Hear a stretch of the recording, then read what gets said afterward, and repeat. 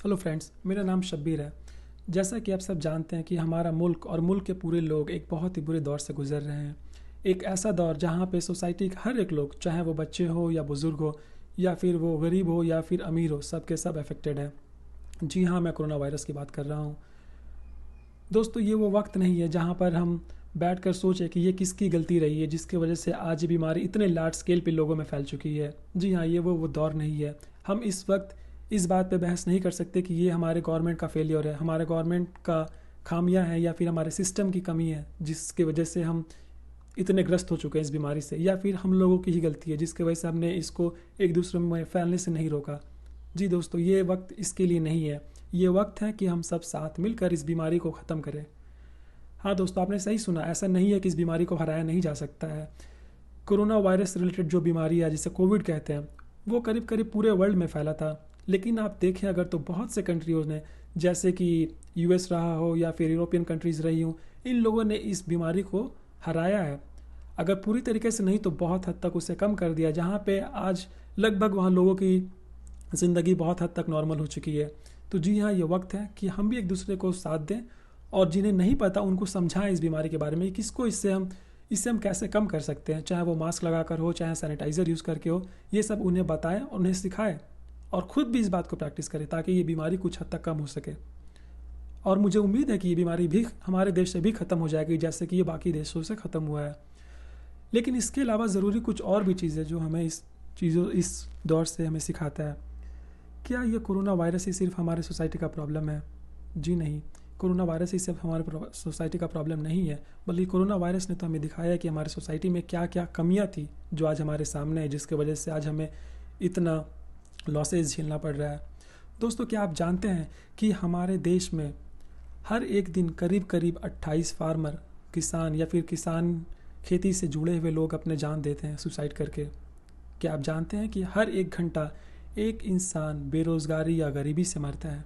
क्या आप जानते हैं कि टोटल हर साल हमारे देश में 19 करोड़ लोग भूखे भी सोते हैं?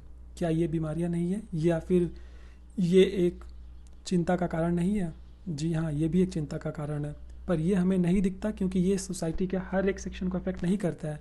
पर प्रॉब्लम तो ये भी है क्योंकि हमें अपने देश के हर एक लोग के लिए सोचना पड़ेगा, क्योंकि हमारे देश में हर लोग एक बराबर है, वो सब हमारे देश के वासी हैं। और इसीलिए ज़रूरी है कि हम इनके बारे में भी सोचें। और इसीलिए ये ज़रूरी है कि इस बुरे वक्त में हम सिर्फ कोरोना वायरस के लिए नहीं बल्कि बाकी परेशानियों के बारे में भी सीखें और उनके लिए भी तैयारियां करें। दोस्तों, नेचर का ये नियम रहा है कि हम जो नेचर से चाहते हैं हमें वही मिलता है। जैसे अगर हमें चावल की ज़रूरत होती है तो हम चावल का खेती करते हैं और नेचर हमें और या प्रकृति हमें चावल देता है। अगर हम गेहूँ चाहिए तो हम गेहूँ लगाते हैं और नेचर हमें गेहूँ देता है। उसी तरीके से हम समाज से जो भी चाहते हैं हमें वही मिलता है। और जैसे कि हम अपने गवर्नमेंट की ही बात कर लें, हमारे गवर्नमेंट की भी इसमें कोई गलती नहीं है। हमारा गवर्नमेंट भी हमें वही देता है जो हम उनसे चाहते हैं। जैसे कि आज आप खुद ही सोचिए कि आपने कभी गवर्नमेंट से ये मांगा कि हाँ, हमें हॉस्पिटल्स चाहिए या फिर हमें अच्छे एजुकेशनल स्कूल्स चाहिए, कॉलेजेस चाहिए? क्या हमने कभी डिमांड किया इसके लिए? जी नहीं, हमने ये सब का डिमांड कभी नहीं किया। हमने अपनी ज़रूरत गवर्नमेंट को कुछ और ही दिखाई। हमारा गवर्नमेंट से हमेशा से यही ज़रूरत रहा है कि हमारे पास अच्छे या फिर बड़े मंदिर हो, मस्जिद हो या फिर उससे रिलेटेड चीज़ें हो। हमने गवर्नमेंट को ये दिखाया कि हमारी अहम ज़रूरत हमारे लिए नौकरी नहीं है, हमारे लिए जॉब नहीं है, या फिर हमारे लिए हॉस्पिटल्स, एजुकेशनल इंस्टीट्यूशंस, ये सब नहीं है, बल्कि हमारे लिए रिलीजियस प्लेसेस हमारे लिए ज़रूरी है।